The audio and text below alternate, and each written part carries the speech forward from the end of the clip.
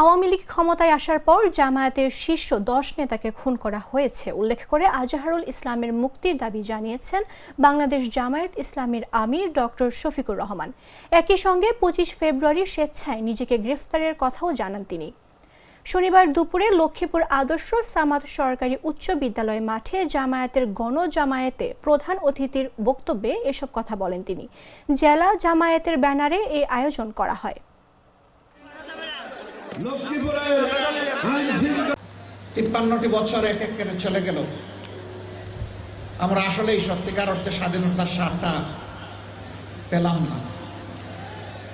এর আগেও 47-এ একবার আমরা স্বাধীন হয়েছিলাম, তখনও পেলাম না।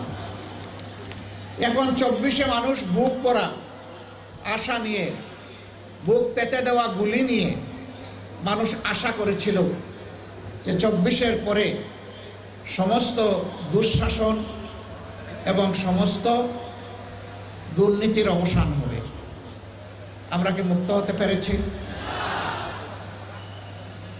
আমাদের সন্তানেরা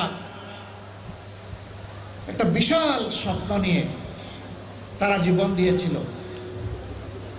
আমাদের প্রিয় সন্তান বুক পেতে ডানা মেলে বলেছিল, বুকের ভিতরে তুমুল ঝড়, বুক পেতেছে গুলি কর।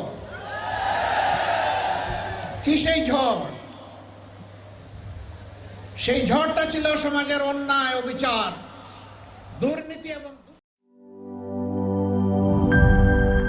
একনল হ্যান্ড ওয়াশ 100% প্যারাবেন ফ্রি, তাই নিরাপদ হাতের জন্য আস্থা রাখুন একনলে।